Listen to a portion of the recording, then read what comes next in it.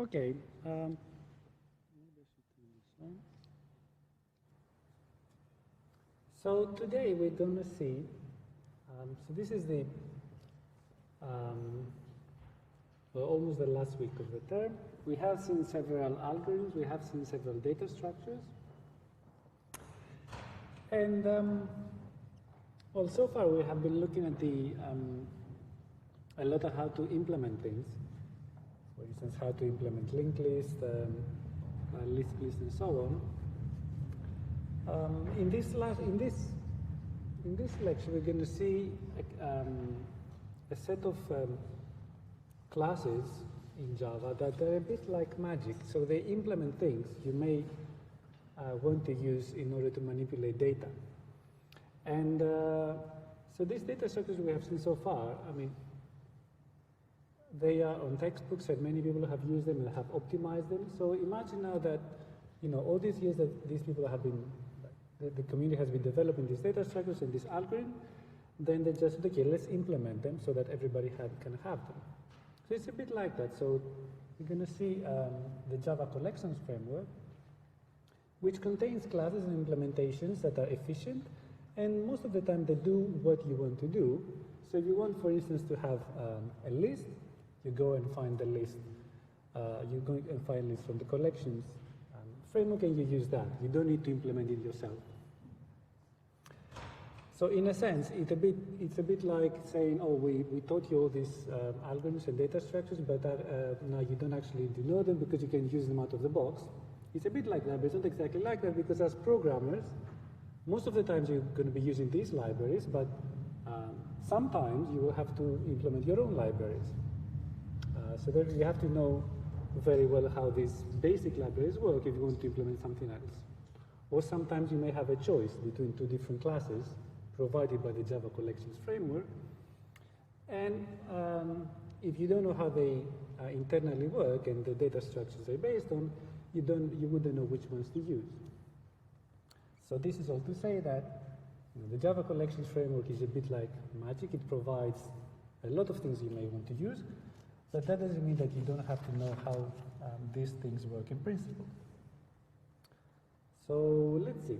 So a framework is just a group of classes and interface that work together. So they are designed for an overall purpose. In particular, the collections framework, it provides library code, standard code, for data structures that are groups of objects. Data structures that contain other data of a given type. So for instance, lists are collections. So a list contains elements of the same type. But we're going to also see other data structures in collections, which are sets and maps. So this is roughly what we're going to be seeing today.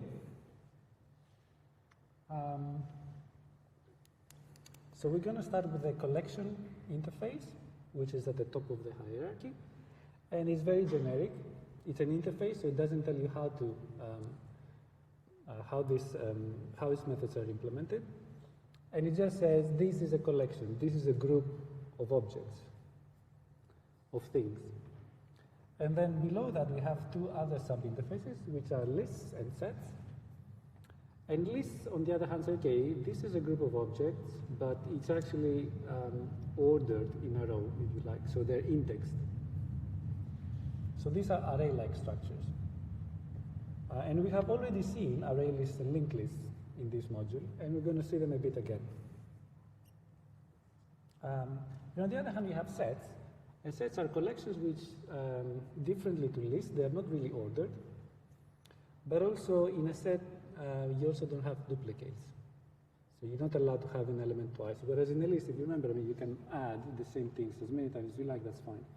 In a set for Java is a bit more, it's a bit like a mathematical set. You cannot have twice the same element. And then hash sets are a specific class implementation of set. And also, you have a sub-interface of set where you have a set where, again, you cannot have duplicates, but the elements are sorted. And this is called sorted set. And then treeSet is a class implementing this interface. Okay, so this is an overview of what we will be looking today. We will also be looking at maps, which are not extending collections, but they're also useful. So to start, so we said collection is the most general interface in this hierarchy. And actually, if you see the methods that the interface contains, it exactly captures that you have something that contains other things.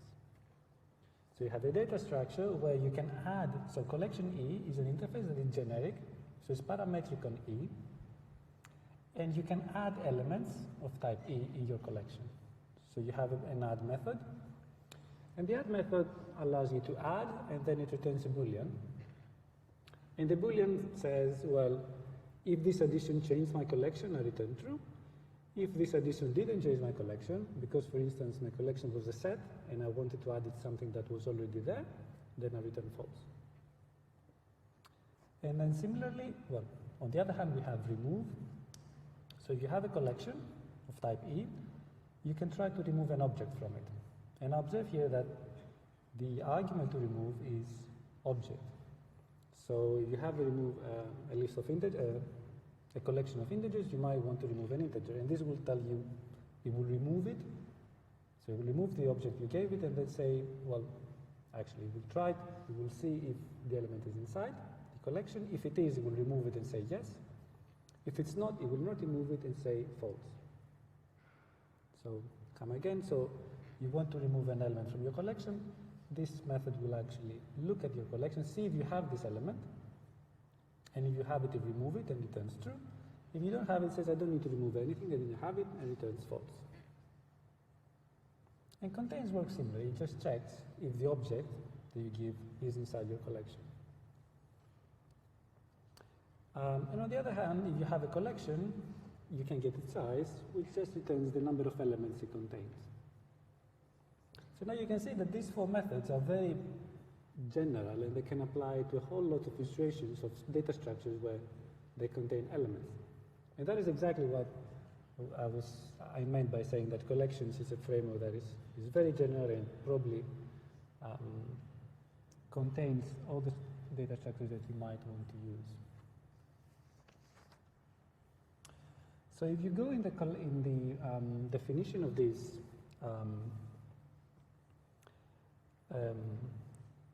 interface, you will see in the comments that, if you go to the Java API and you look at the definition of this interface, you're going to see in the comments that there are some specifications what add, remove, contains, and size should do, which is what I explained to you now in words.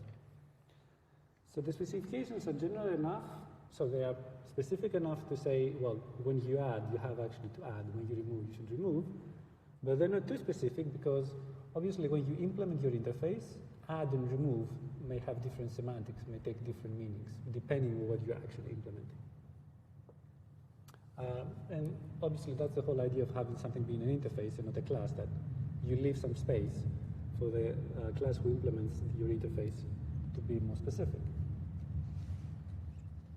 Okay. So the first collection we're going to be seeing is set. So set is the simplest collection in the sense that, well, it's simple in some ways. It contains elements and they're not ordered, and you don't have duplicates. So it's a bit like a mathematical set, but it's a finite set. So I don't know, a set of 5 integers, of 6 integers, or a set of 6 strings. So set E is again a generic interface. It inherits from, well, it actually implements these methods, add, remove, contains, and size.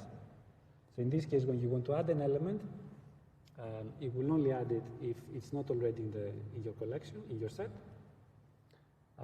And if it was in your set, it will say, well, I don't need to add it, so I return false. If it wasn't, it says I did it, I return true. And then similar for remove, contains, and size. So these are just like the set operations of removing, checking for membership, and getting the size of the set. But additionally, no, actually I just said that.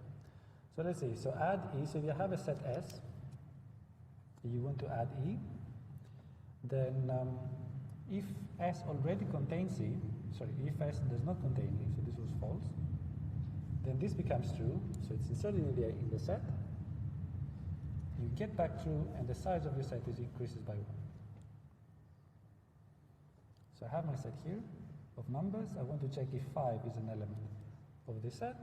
Well, if it wasn't, I just add it in and I get back true.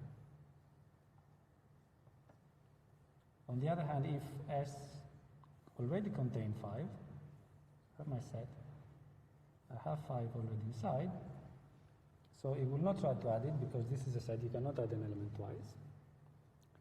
So it will return false, the size will remain the same, my set will remain unchanged. And on the other hand, what are the specifications for removing from a set? Now remember, this is already, set is still an interface, so these things are not being implemented by anybody yet. But we have further specifications of how this should work when you implement in a specific class. So when you want to remove an element E from a set S, well, there are two cases. Your set already contained E, in which case you remove it, so contains will become false. Your method returns true, so I did remove it, and the size decreases by 1. If you try to remove something that you didn't contain, well, you leave your set as it is. You said, okay, I didn't find it. You return false, and the size remains unchanged. Okay? Now, the specification of set are very much relying on the fact that you have a set, you cannot have duplicates. On the other hand, if we look at lists, we have the same method, let's start here. Actually, I want to say this. So in a list, so now I'm talking about list E. Maybe I can do it like that.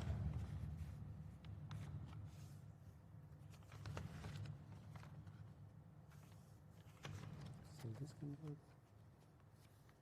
Okay.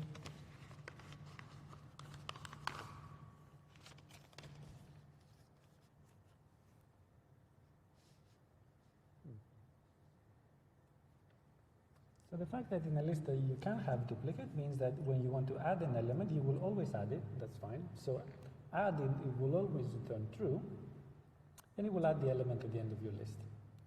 Remove on the other side, it will remove the first occurrence of your element E, and return true, otherwise return false. And actually when you move from a list the first element, then everybody else is moved to the left one position. On the other hand, a list is ordered, which means that you can get an element of the list by giving its index. So you can say get from a list and give an integer, and then this will fetch you the ith element of the list. And similarly, you can say set the ith element to be E, for instance. And not only that, but you can search inside your list with similarly to contains, but instead of getting a true false, do I contain the element? You can actually you can get back the first index of when you see your element with index of. Okay?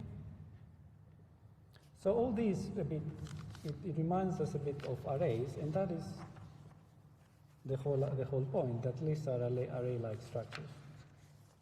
So you can have indexed access. And on the other hand, there are also some overloading of methods.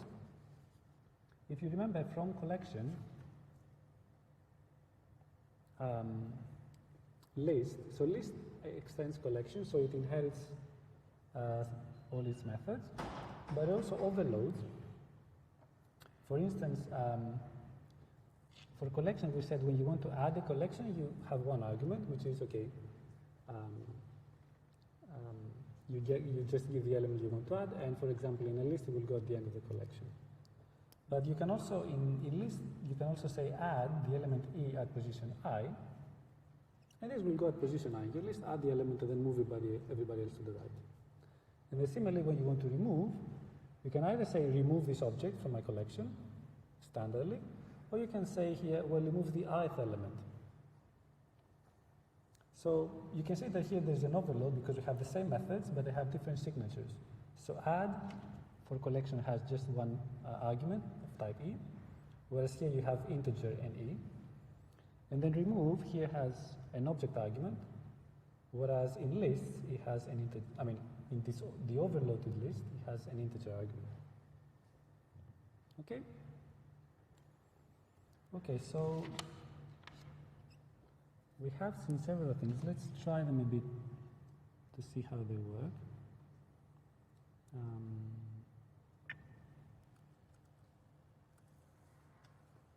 So let's see, I have some code.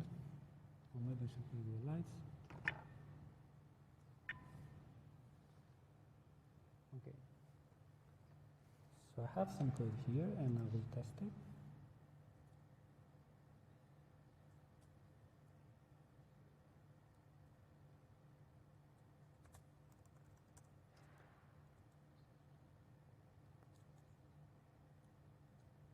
Okay, so let's see. Okay, I have some code here. I have included some helper methods. They're not so interesting. This is what we're interested in. Okay, so I create a list of integers, ls, which is initially empty, and then I will add. Oops, this shouldn't be 3. This should be 2. So then I add 5 elements: 0, 0, 1, 2, 2. Okay, let's see how this works.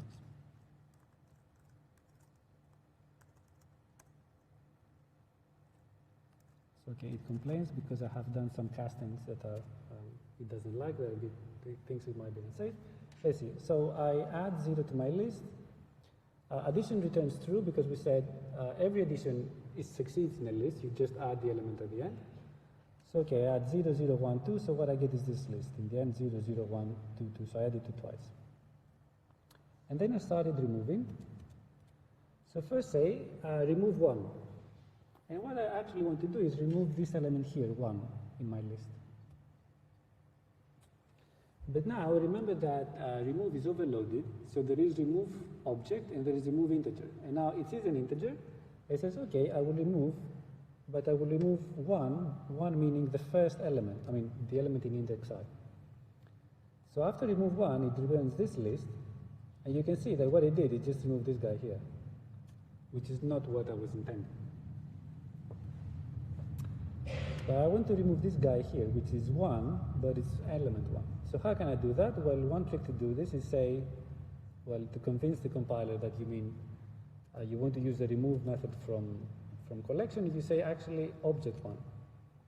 And this magically works. So if I say remove object 1, well, actually here's the same object. It's not very convincing.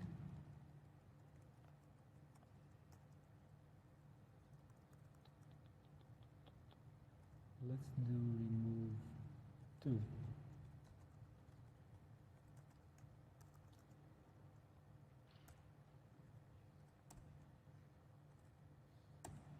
Okay. Oh, this is also not. Yeah, this is a bit unfortunate.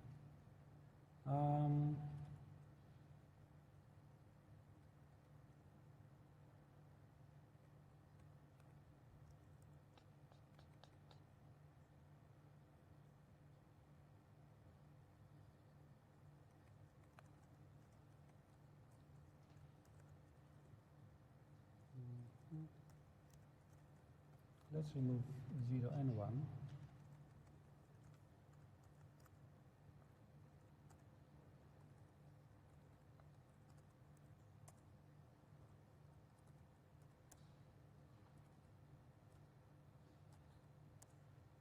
Okay, so I arrived here, so I removed 1 and then I removed 0.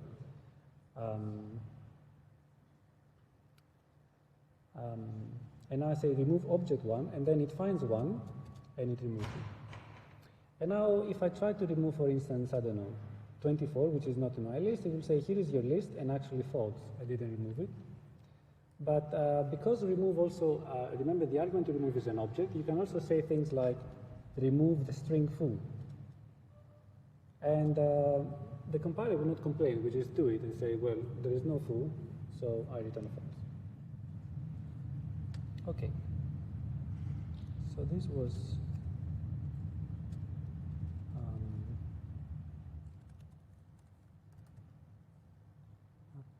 okay. Let's see.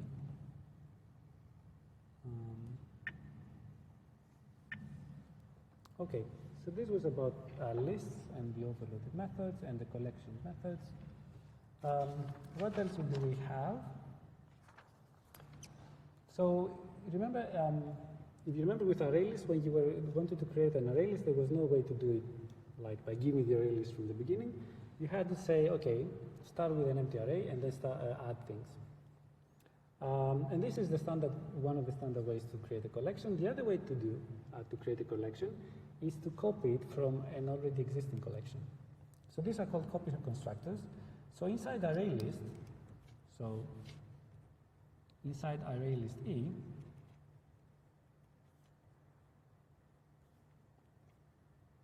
you have a constructor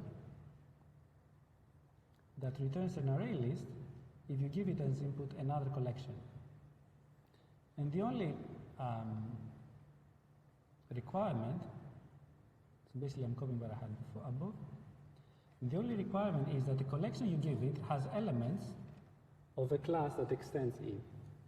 So for instance, if you want to create a list of integers, you can only copy a collection that contains integers or subclasses. So to go back to the demo,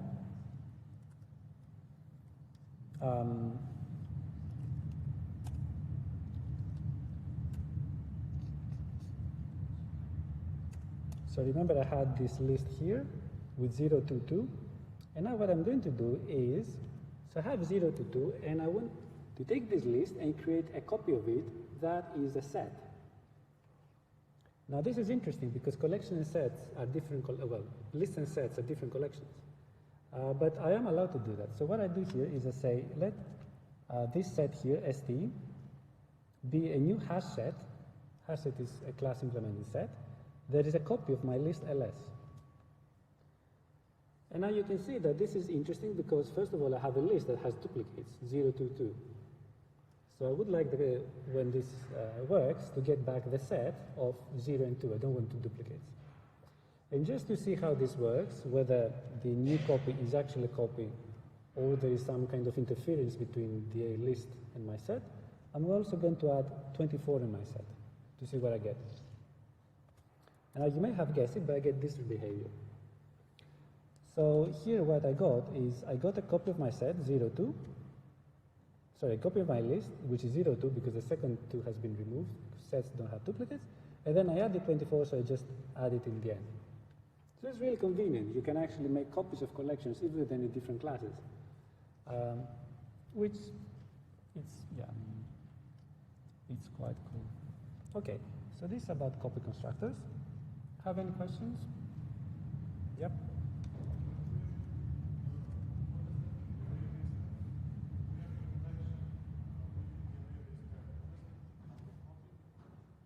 Yes. So what I have here in the constructor, array list collection, is what I use here. So here, if you see, I use a constructor on hash set, and what I give it as argument is a collection, which in this case is a list. And it makes a copy of the list and stores it in an array, sorry, in a set. So st now is a set that is a copy of my list. So now you see the list was 0 to 2. It made a copy as a set, so 0, 2, and then added 24. Actually, I could do it in two stages. Let me do it like this. I first say what st is, and then I say added 24 in set.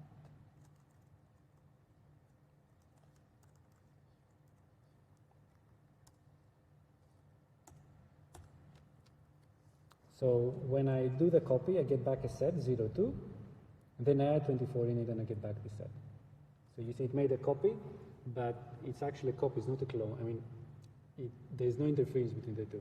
We're going to see later today that there's a way to make, not exactly copies, but views of the same objects where if you change the copy, you change the original object. Okay, right? Okay, so that was about copy constructors, which are a way to create copies of collections even between different classes implementing collections. And now the next important thing about collections is, well, one of the first things you learn when you look at arrays, so arrays are a kind of collection because it's a list of objects, if you like. But the first thing you do is, okay, you want to iterate inside an array.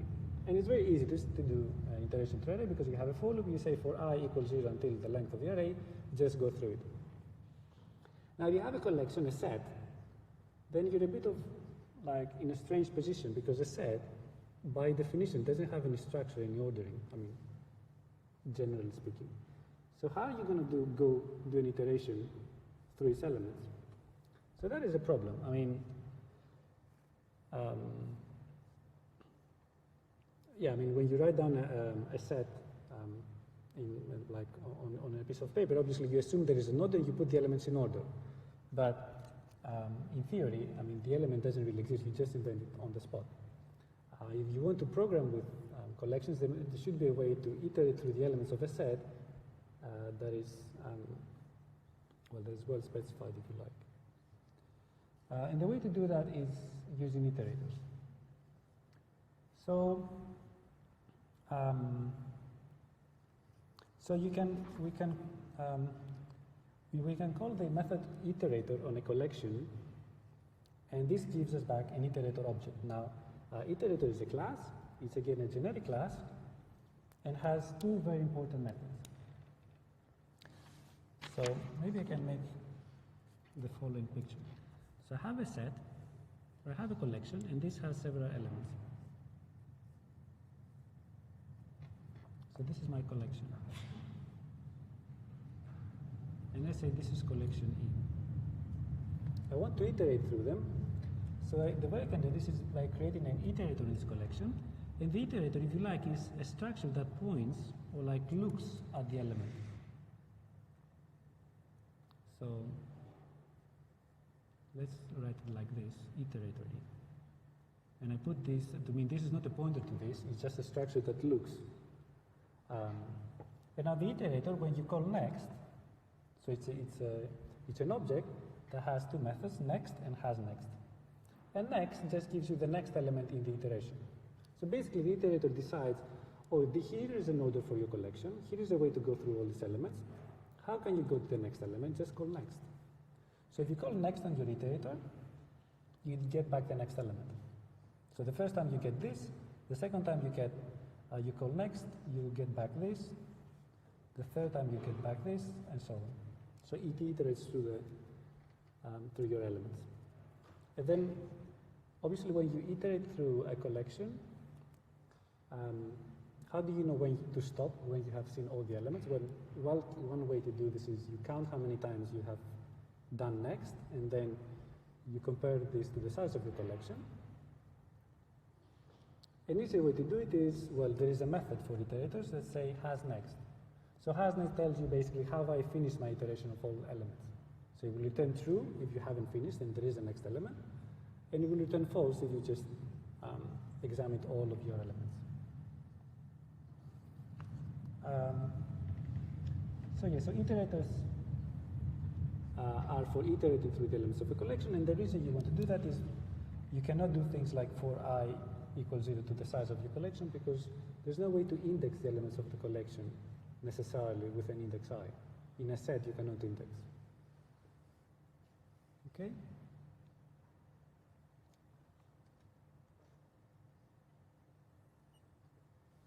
Any questions?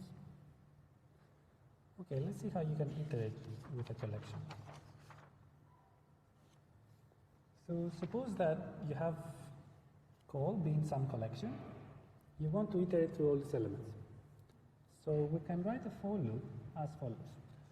we say, well, call is some collection of type E. So we create an iterator it by just calling the iterator method on the collection. This gives you back the iterator object. So it is an iterator object. So you create it, and while it hasn't finished iterating, so while it has a next object to give you, you go inside the for loop. You say, okay, the element in this iteration is the next of the iterator, and then here you do some processing using the element, and then you go back the for loop. So you say, okay.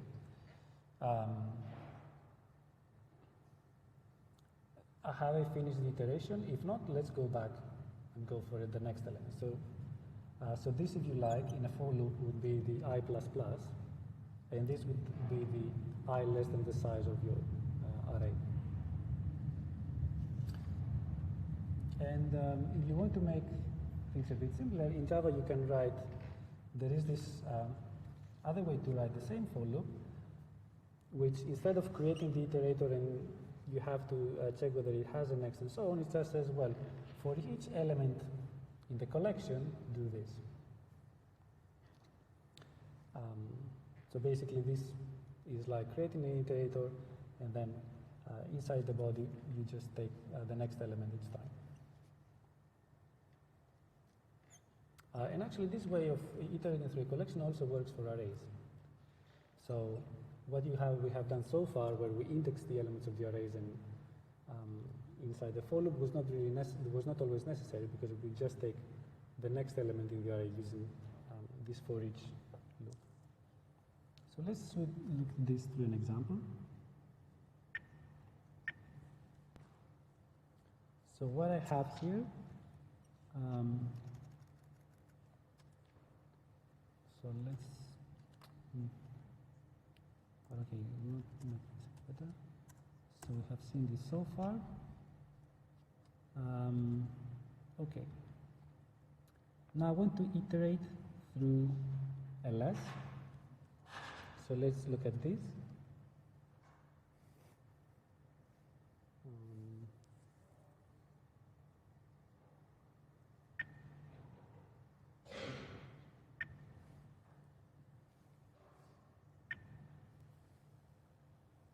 Okay, so I want to iterate through my list. So there are three ways to iterate through a list. One way is this one. I say I have a for loop, and I say for I equals 0, I less than 3, okay. I remember that my list has 3 elements. Here in theory I should put the size of the list. Just print the ith element. So here where it is. So this is what it is, 0, 2, 2. This is my list, right, ls. In the second case, I use an iterator, and I just use the code I have here. I say, create an iterator, and while it has a next, just go in, well, in this for loop, I just do one thing, I just print the next element, the next of the iterator, and here it is. So I get back the same elements. And the third way to do is I have this for each for loop here, which is, well, for each E in my list, just print it. And get back the same printer. And okay, for lists, I could actually have the 3 different options, but I can also use this for a set. So remember I had the set st, and I can use the same form here, say for each integer in the set, just print it, and I get back this list. This printout. Now this being a set means that there's no guarantee exactly what, this being a hash set, there's no guarantee what order you're going to get your elements in. In this case, it so happens it prints them in order. I could also have used an iterator for the same purpose actually. Okay? Okay, so these are different ways to iterate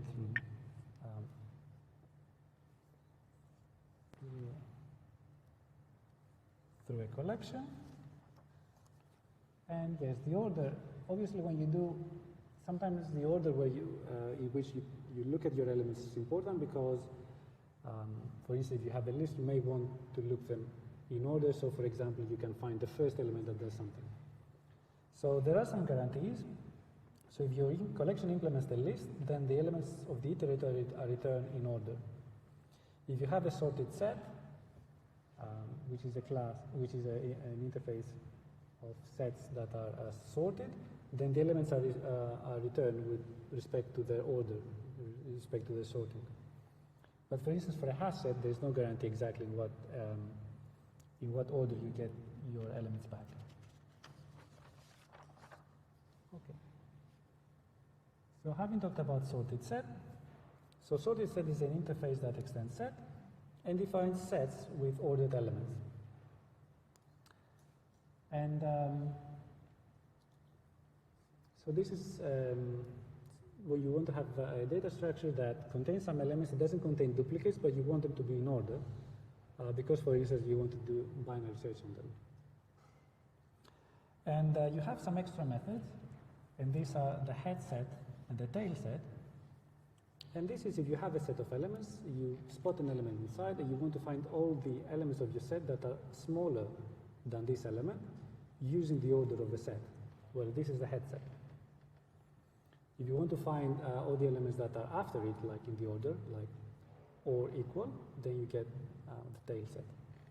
So this notation is very similar to what we had with list, with head and tail.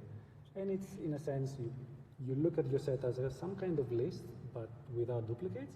You find your element, it's okay, whatever is before is the head, whatever is after is the tail.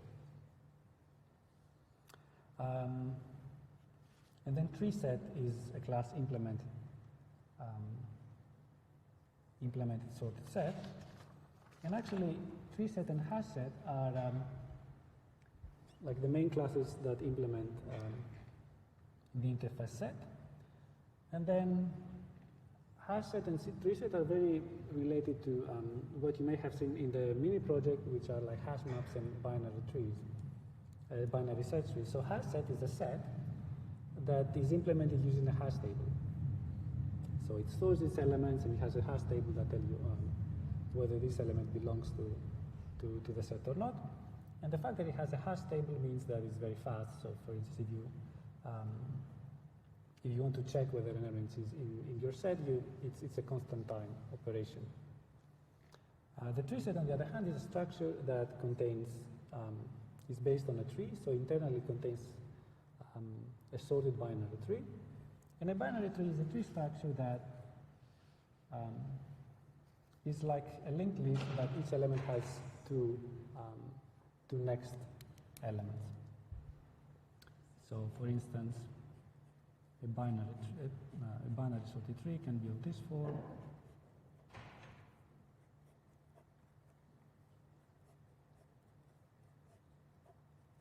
So you have the top element here, let's say it's 10. It has a left element and it has a right element. These are also called children sometimes, and this can be, for instance, 7. This can be 5, can be 8. Can be 11, this can be 12. So it's a data structure where each node has pointers to two other nodes, the left and right child of the node, and the structure is ordered in the sense that whatever you have on the left of a node, it's smaller, and whatever you have on the right is larger. So if you want to search inside the tree, you have to actually go through its level at most. And now, because if you have n elements, you put them in a tree that is balanced, that it doesn't have long lines, but every element has two sub-elements.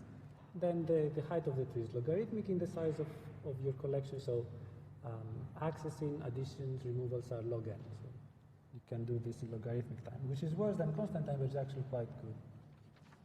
Okay, and these are very important data structures, and you have seen some of it maybe in the mini project.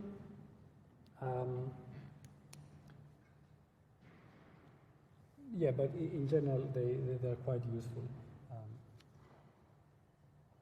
And it's a shame we don't have time to look at them in more detail, actually. Okay, So two other things I wanted to talk about is comparators and maps. So far we have seen structures, and we have said things like, oh, the structure is ordered, or there is no order in the structure, but now we're going to look a bit closely, what does it mean for a structure to be ordered, and well, in what ways can you order a structure? And if you remember, last time we talked about classes that are comparable, so implement a comparable interface, which means they have a natural order. So strings, for instance, they have, you can order them in different ways.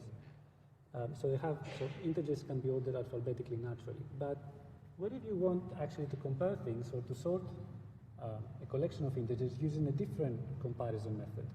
For instance, you want to just sort them on the length, and you don't care about like the details of the alphabetical ordering. Well, you have then to define your own compare method or your own comparator method. And the way you can do this in Java is with the comparator interface. So comparator interface is again generic on type T, and it has one central method that says how can I compare two objects of type T, O1 and O2. And then it's up to you to define how this is done. The semantics of this, like the intended meaning, is that however you compare, the idea is if you have two objects, T1 and T2, and C is the comparator, when you call C compare T1, T2, then you will get back an integer. You will give back an integer. The integer being negative means that T1 is less than T2. Positive T1 is bigger than T2. If the integer is 0, it means that the two things are equal. They're equal based on this comparison method that you want to define, that you have in your mind. So for instance, if you want to define a way to compare strings that is based on length. So two strings of the same length are equal, and two strings of different length, the bigger one is the one with the bigger length. Easy. So how can you do this? Well, you define your own comparator. You say, here's a class length comparer, which implements a comparator string. So what do I need to implement this comparator string? I need to define the compare method. And the compare method takes two strings, and how does it compare them? Well, it compares the length. It says, well, just return the length of the first string minus the length of the second string. If this guy is bigger, then this integer is going to be positive. If this guy is smaller in length, then this integer is going to be negative. If they have the same length, you get back 0. It's exactly what you want to define when you define a length comparator comparison method. So, and on the other hand, okay, this was a simple comparator, but you can be more innovative. Like, and just, for instance, you can here I have defined a comparator for Scrabble words. And what does it do? Well, it has a table with scores, and these are the scores of each letter in Scrabble, I think. So for instance, A has score 1, B has score 3, and so on. And how do you compare? You say, if you give me two strings, I just compare the scores. Score 1, score of string 1 minus score of string 2. What is the score of a string? Let's see. So you give me a string, I convert it to uppercase, because I have, I want to give you points even if you give like small letters in the word, so I put it at, so even if you give me lowercase letters, I put them to uppercase. And then I have this for loop which updates the score. The score initially is 0, and says, well, find me your position, get me your letter. I don't know, if the first letter, for instance, is B, your string, I say, okay, B,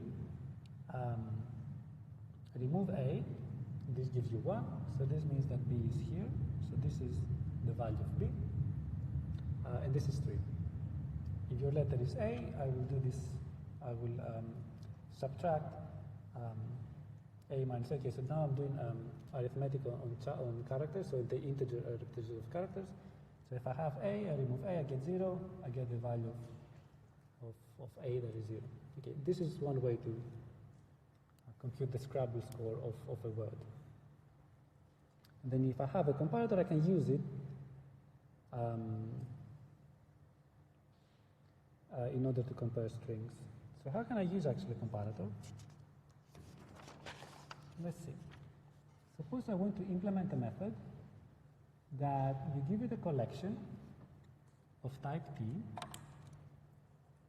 You give it a method to compare, so give it a comparator object, com, and this has to be a comparator of T or of some superclass of T so that it's inherited on T. And I want you to go through all the elements of the collection and find the biggest one with respect to this comparator. So how do I do this? Well, it's easy. We'll just combine what we saw so far. I create an iterator of my collection. I say that the biggest element is the next. And then I have this while loop that goes through all the elements. So while I have a next element, fetch the next element, and then compare the next element with the biggest element using the comparator. If this is bigger, then update the biggest element. So this is similar to what we have seen before with arrays and array lists for getting the maximum element. We create, so there we were talking maybe about integers. We're starting with the first element of the array. So, okay, let's suppose the biggest one is the first element, and then do a for loop inside the array. And then for each element, just check if this is bigger than my biggest element so far, and update it. So now we're doing exactly the same, but we have moved from arrays to collections, and from for loops with indexing to iterators. And we have been we also more general, also in the sense that the comparison function is user-defined. So we give it as an argument here. So this is like very, very generic code. So you can implement it with different ways. You can implement it with different collections, but you can also implement it with different, you can call it with different collections, but you can also call it with different comparators. So for instance, if you have an array list of string, say words, then you can call biggest on words with a length comparer object. Or if you want to find inside your collection of words, the one with the biggest Scrabble score, you call it with a new Scrabble comparator.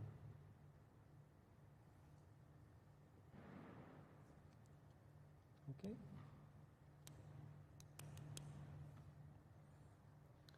Okay. And now, actually, here we implemented our own biggest just to see how we can write code with collections and comparators. But actually, in Java, you already have methods that allow you to get the biggest element, and these are called max. So in collections, you have a max method where you give it a collection and a comparator, and it does the job that we just saw. Okay. And then comparators can also be used for sorting. So you can sort a collection with respect to a sorting method that you define using a comparator. So if you have a list, you can sort it using a comparator that you provide. So for instance, if you have a list of integers, you can sort them using alphabetical order if you like, but you can also sort them using length ordering or Scrabble ordering. And now if you remember in collections, well, you don't remember, but I'm telling you now, in collection there's also one argument sort method, and this doesn't use the comparator, and this is for lists that are of a type that is actually sorted, so that is ordered. So the list has to be some type list E, and E has to be comparable. So for instance, for strings, it will take the natural order of strings, which is the alphabetical order. Okay.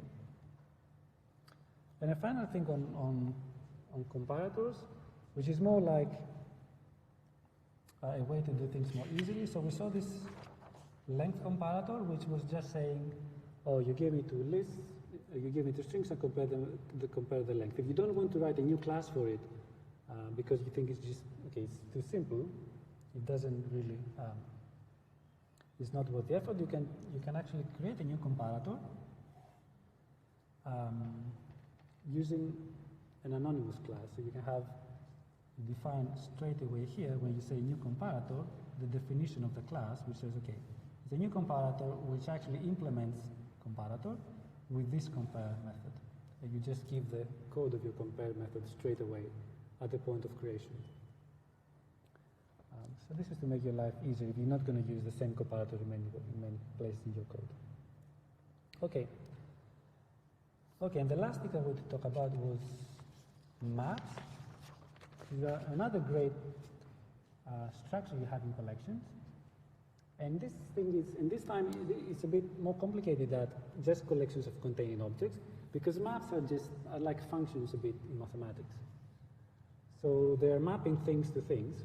And in particular, map is a generic interface with two type variables, k and v.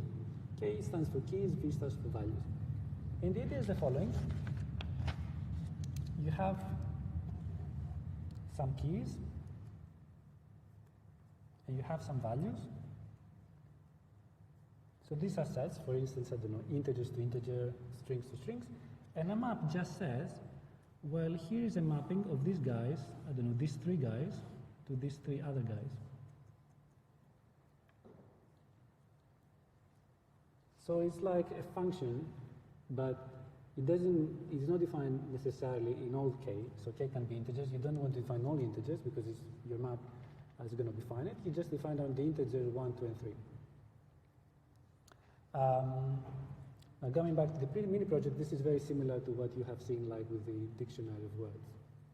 You have strings and you want to map them to their cardinality, how many times you have seen them. So how do you create a map? So if you like, what I have here is just a pairing of keys to values.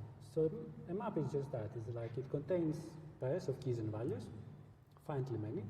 And the only constraint you have is that each key is mapped to a unique value. You cannot have the same key twice, because this is a function, it's a map. So for instance, I don't know, if you want to define a map that maps every letter to its Scrabble score, you will have a map from character to integers, and you map, I don't know, A to 1, B to 3, C to 3, and so on. And how do you create a map? Well, using put. So put key val adds the pair key value in your map. So it adds a pairing, a mapping of key to this value. So this of type k, this of type v. And if key was mapped to something before, you just remove that mapping and you add your new map, which is key val. And actually, in this case, put would return the previous value you had. How do you get the value of a key? Well, with the get method. How do you remove the mapping of a key? It's okay, just remove key, whatever a key maps to from the map with remove. And they also have key set that if you give it a map, it returns all the keys that it maps to something. And if you give it, and then there's also values that returns all the values that are mapped, that are in the image, if you like, of your map. So if I have a set like this, the keys are these three elements and the values are these three elements. Okay. In the particular implementations of map, we have tree map and hash maps. Tree maps, well, they use trees inside, so they use binary search trees. And hash maps just use hash tables inside. And tree maps sort things in order, hash maps they don't. Okay. And finally, okay, I think I will skip overviews and just go to the summary. The summary is that the Java collection framework is, as I said in the beginning, is a bit like magic. It has a lot of classes, a lot of interfaces for different collections you might want to define and use. Very useful for writing code that manipulates data. You can use them out of the box, but it's good to know how they work, and this is what we have seen in this module so far, like being able to look at the insights and the methods, the algorithms and the data structures that implement this collection. Any questions? Okay, thanks.